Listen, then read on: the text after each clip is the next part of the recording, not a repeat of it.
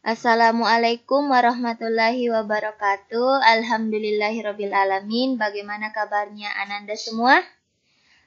Alhamdulillah, luar biasa. Tetap semangat. Yes, yes, yes. Allahu Akbar.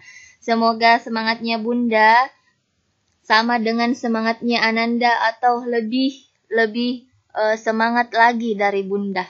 Amin, amin ya rabbal alamin. Jadi, hari ini kita akan melanjutkan pembelajaran tematik kita hari Kamis 30 April 2020. Jadi sebelum kita mulai pembelajaran hari ini, marilah kita bersama-sama berdoa. Semoga keadaan lekas membaik, semoga wabah pandemi COVID-19 ini segera berakhir, agar kita dapat melaksanakan segala aktivitas kita dengan kembali seperti semula, kembali normal, pembelajaran kita lakukan kembali di sekolah, insya Allah, amin, amin ya rabbal alamin. Semoga Ananda semua dalam keadaan sehat walafiat, semoga Ananda semua selalu bersemangat, selalu setia dalam menuntut ilmu, ilmu untuk dunia dan ilmu untuk akhiratnya. Nah, oke. Sebelum kita mulai pembelajaran hari ini, nah kita berdoa dulu ya. Nah, kalau sudah, jika sudah, ayo kita mulai. Bismillahirrahmanirrahim. Nah, hari ini kita akan belajar dimulai pada halaman 144. Ananda semua silakan dibuka bukunya halaman 144 tentang sejarah kereta api di Indonesia. Nah, di sini sudah ada dua gambar. Gambar pertama adalah gambar kereta pada zaman dahulu, dan yang kedua adalah gambar kereta yang sekarang. Nah, oke. Kita lihat penjelasannya ya. Nah, jalur rel kereta pertama dibangun berada di Desa Kemijen, Kecamatan Semarang Timur, Kabupaten Semarang. Kereta tersebut dibuat dengan sasis dari rangka baja dan badan terbuat dari kayu. Nah, jadi ini kereta ini ada pada zaman Belanda. Jadi pada waktu itu rakyat Indonesia dipaksa untuk membuat rel kereta api. Nah, melalui sistem tanam paksa. Jadi dia dipaksa pada zaman penjajahan Belanda. Nah, kereta tersebut dibuat dengan sasis dan rangka baja dan badan terbuat dari kayu. Jadi kereta ini masih sederhana, masih sangat sederhana. Nah, sejalan dengan perkembangan kereta bermesin uap. Nah, ini kereta bermesin uap digantikan oleh kereta bermesin diesel yang melayani perjalanan jauh. Jadi karena keretanya sudah semakin canggih, jadi perjalanan jauh jangkauannya juga semakin jauh. Nah, pada tahun 1925 kereta rel listrik muncul. Jadi kereta ini pasti semakin canggih lagi. Nah, kereta rel listrik tidak lagi menggunakan lokomotif. Kereta mendapat tenaga dari aliran listrik melalui kabel yang membentang antar stasiun. Kereta rel listrik menjadi moda transportasi untuk melayani rute jarak dekat. Nah, untuk untuk kereta listrik biasanya ini melayani untuk rute perjalanan jarak dekat. Jadi yang misalnya rute untuk ke kantor, ke sekolah, atau ke pasar. Nah, seiring perkembangannya teknologi, seiring berlalunya waktu, nah sekarang sudah ada kereta lagi yang lebih canggih. Nah, kita biasa sebut atau biasa kita dengar yaitu MRT. Jadi pemerintah kita sekarang sudah mengembangkan sarana transportasi ini, jadi namanya adalah kereta MRT. Jadi ini ada di Jakarta. Ya, ini adalah sangat membantu dalam kehidupan sehari-hari kita. Jadi jika ingin mencobanya, silahkan ke Jakarta. Kita bisa menikmati fasilitas yang ada pada MRT ini, kereta MRT ini. Nah, jadi itu penjelasan singkat dari Bunda. Jadi, jika ingin mengetahui lebih lengkap lagi mengenai sejarah perkembangan kereta api, kita bisa. Jadi ada museumnya. Museumnya ada di Jawa Tengah, yaitu ada di Kota Ambarawa, Kabupaten Semarang. Karena itu terlalu jauh, jadi kita searching saja di Google, karena sekarang teknologi sudah semakin canggih, jadi kita tidak perlu jauh-jauh lagi ke sana karena sudah ada internet. Selanjutnya ya, masih semangat? Oke, sekarang kita akan belajar matematika. Ini kita akan menghitung ya. Silakan dibuka bukunya halaman 148. Nah, di situ sudah ada bangun datar persegi. Bangun datar persegi yaitu MNOP. Nah, bangun persegi. Jadi bangun persegi itu memiliki 4 sisi yang sama panjangnya. Jadi Bunda tulis ya. Jadi sisi ini kita mulai dari titik M. Jadi titik MN itu adalah sisi 1 dan titik NO adalah sisi 2. Titik OP adalah sisi Bunda hapus dulu ya.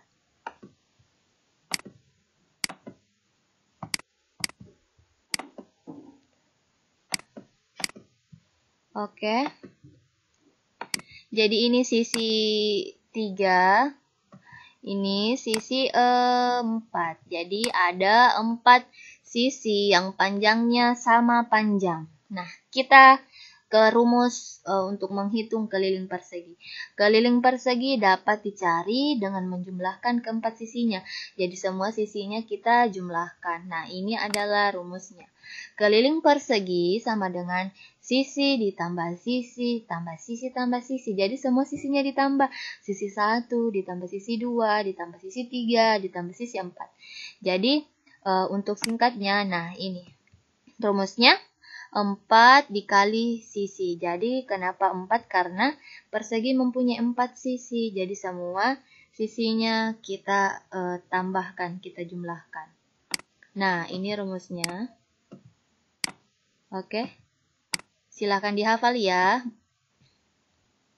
Ini cukup gampang, cukup mudah untuk Ananda hafal. Nah, sampai di sini masih ada yang belum mengerti? Kalau belum mengerti, silahkan japri Bunda ya. Silahkan bertanya di WA-nya Bunda sebelum kita lanjut. Nah, bagi yang sudah mengerti, sudah boleh lanjut ya. Kita lanjut. Perhatikan contohnya. Nah, di sini sudah ada 2 contoh. Ini gambar pertama, gambar persegi. Nah, di sini sisinya ada 8 cm. Nah, jika di sini sisinya ada 8 cm, berarti ini juga 8, ini juga 8. Ini juga 8, nah ini juga 8. Nah, kita masukkan ke rumus. Rumusnya kan 4 dikali sisi. Nah, 4 dikali sisi. Sisinya kan 8.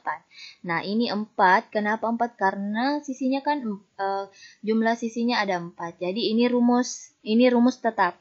Jadi 4 dikali 8. Hasilnya adalah 32. Jadi untuk menghitung keliling persegi itu pasti dikali 4. Atau dengan cara lain, boleh dengan cara lain, yaitu 8 ditambah 8 tambah 8 tambah 8. Jadi sama saja, 4 dikali 8. Hasilnya 32. Nah, selanjutnya hitunglah keliling persegi berikut. Nah, di sini contoh kedua, sisinya adalah 15 cm. Nah, kalau di sini 15, berarti di sini juga 15. Di sini 15, di sini juga 15. Nah, langsung saja kita ke penyelesaian. Nah, ini rumusnya ya. 4 dikali sisi. Nah, ini 4 dikali dengan 15. 4 dikali dengan 15. Karena di sini ada 15. Hasilnya adalah 60. Ya, jadi cukup mudah ya. Bunda harap ini bisa dimengerti dengan mudah oleh Ananda. Selanjutnya, karena tadi kita sudah mendengarkan, melihat penjelasan dari Bunda, jadi kita waktunya latihan. Ayo kita latihan mengerjakan tugas. Ini adalah tugas yang pertama. Anandaku pasti bisa dan Ananda harus semangat. Ayo lakukan. Halaman 149. Tugas 1. Menghitung keliling persegi. Nah, di sini ada 6 gambar ya. Ada 6 gambar, Bunda jelaskan dulu gambar 1. Nah, gambar 1 di sini ada sisinya yaitu 11 cm. Nah, di sini 11, berarti di sini juga 11. Di sini 11, di sini 11. Nah, jadi tadi apa rumusnya? Jadi rumusnya itu 4 dikali sisi. Karena sisinya adalah 11, berarti di sini 4 dikali 11. Hasilnya berapa? Hasilnya 44. Oke, 44. Nah, oke. Nah, ini contoh yang pertama. Ini nomor 1 ya. Nomor 2. Di sini nomor 2 jelas 22. Berarti tinggal dimasukkan ke rumus ya. 4 dikali sisi. Di sini sisinya 22 berarti 4 dikali 22. Betul sekali. Nah, ini sudah ada juga. Sisinya tinggal dikalikan dengan 4. Oke. Bunda harap ini mudah ya. Bunda harap mudah. Nah, selanjutnya di sini juga sama, pengerjaannya sama. Di sini sudah ada tabel yang berisikan sisi 1 sampai 5. Nah, sisi yang pertama ada 6 cm. Nah, kita langsung masukkan saja ke rumus. Rumusnya kan 4. Jadi semuanya dikali 4 ya. 4 dikali sisinya 6. Hasilnya berapa? 4 kali 6 berapa? Oke, silakan dijawab ya. Bunda harap semuanya bisa. Semua Nanda pasti bisa. Insya Allah dimudahkan kok. Dimudahkan oleh Allah. Amin. Amin ya rabbal alamin. Selanjutnya, kita ke halaman 150. Nah, pada halaman 150 itu sudah ada teks bacaan yang berjudul transportasi udara. Jadi silakan dibuka bukunya. Halaman 151, transportasi udara. Oke, kita lanjut ya. Halaman 150 di situ sudah ada teks bacaan yang berjudul transportasi udara. Jadi di sini sudah ada 2 gambar. Di sini gambar pesawat yang sayapnya tetap, dan di sini helikopter, di mana helikopter ini merupakan pesawat yang sayapnya putar. Jadi pesawat itu dibedakan menjadi 2, ada pesawat bersayap tetap dan ada pesawat yang bersayap putar. Jadi pesawat ini dan helikopter ini merupakan alat transportasi udara. Alat transportasi ini sangat diminati oleh banyak orang yang ingin berpergian jauh. Ingin berpergian jauh dengan waktu yang sangat singkat. Jadi tidak perlu berhari-hari lagi, berhari-hari lagi untuk ke Jakarta, untuk ke Surabaya, untuk ke Pulau Sumatera. Jadi kita bisa menggunakan alat transportasi ini, yaitu alat transportasi udara. Nah, pesawat bersayap tetap ini dirintis pertama kali pada tahun 1903 oleh Bright bersaudara. Nah, jadi ini dirintis oleh 2 orang yang bersaudara, namanya Orville dan Wilbur. Kedua orang tersebut berhasil menerbangkan pesawat bermesin yang dapat mengudara setinggi 36 meter selama 12 detik. Jadi dia perintis pertama pada pesawat sayap tetap. Nah, pesawat terbang dapat mengudara karena mendapat gaya dorong sehingga mencapai kecepatan tertentu. Jadi itu kenapa dia bisa terbang, kenapa dia bisa mengudara, karena dia mendapat gaya dorong sehingga mencapai kecepatan tertentu. Nah, sedangkan helikopter, ini helikopter merupakan pesawat sayap putar. Nah, helikopter itu dipelopori oleh Igor Sikorsky pada tahun 1910. Nah, sayap yang dinamis ini, jadi dinamis itu yang berubah, tidak tetap. Ini ditenagai oleh sebuah rotor. Jadi rotor sehingga dapat memberi gaya angkat kepada helikopter. Jadi ini rotor yang membantu, yang memberi gaya angkat kepada helikopter. Jadi itu penjelasan singkat dari Bunda ya. Selebihnya bisa diperhatikan di buku halaman 150 itu lebih lengkap.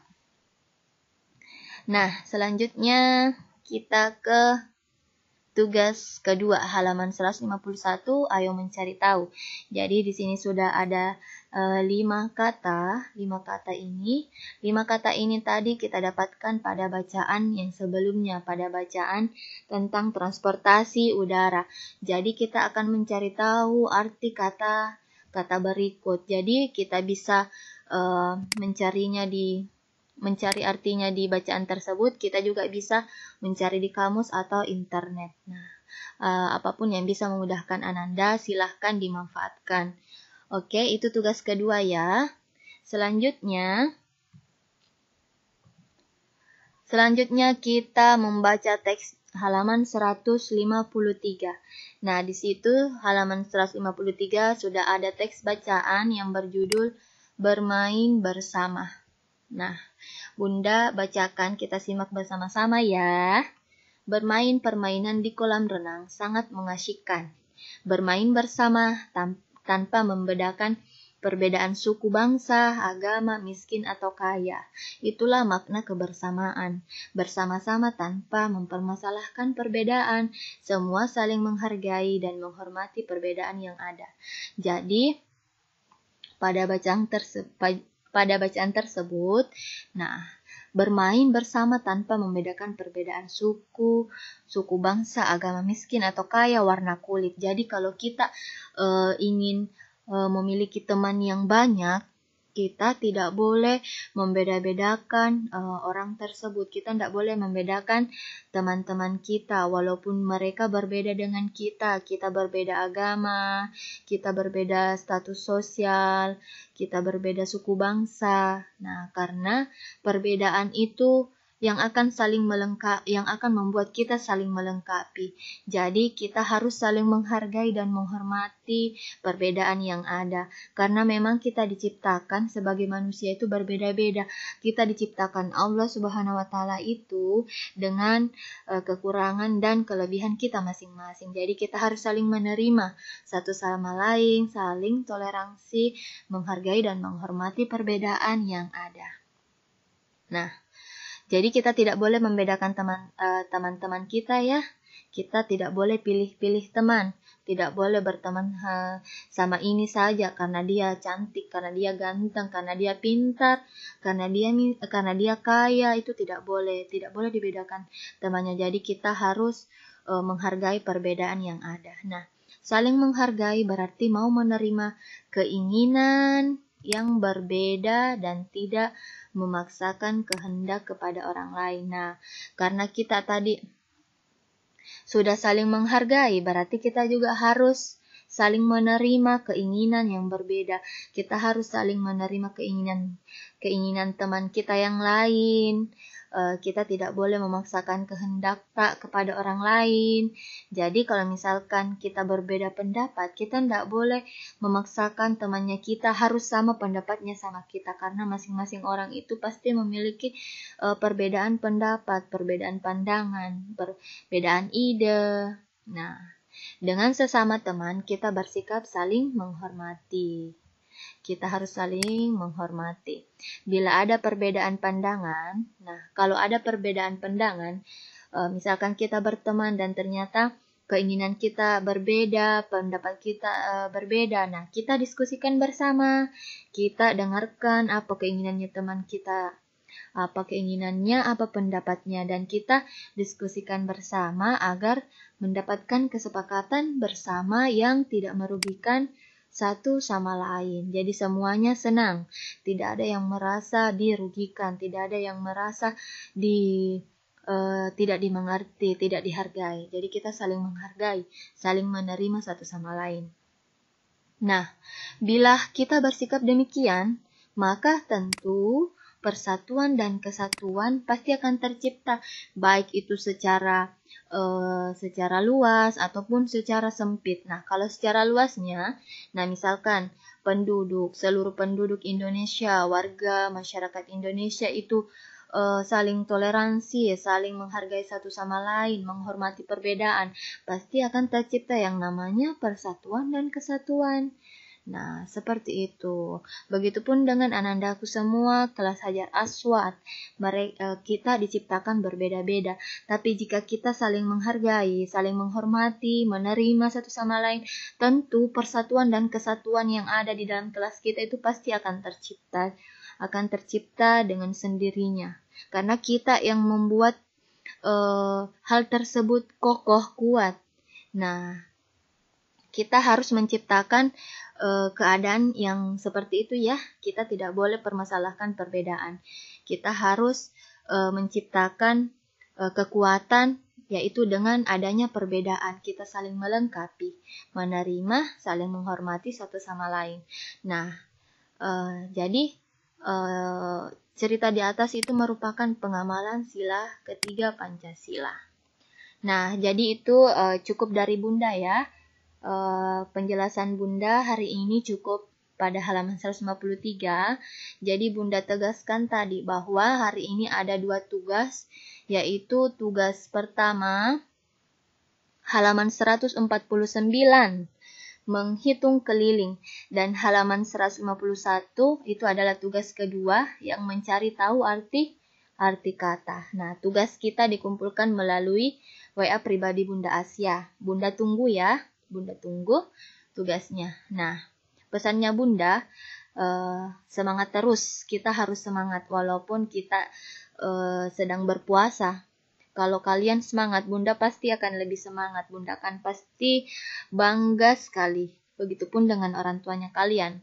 Nah, kita bersama-sama berharap semoga semangat belajarnya Ananda, Bunda, semuanya bernilai pahala di sisi Allah Subhanahu wa Ta'ala.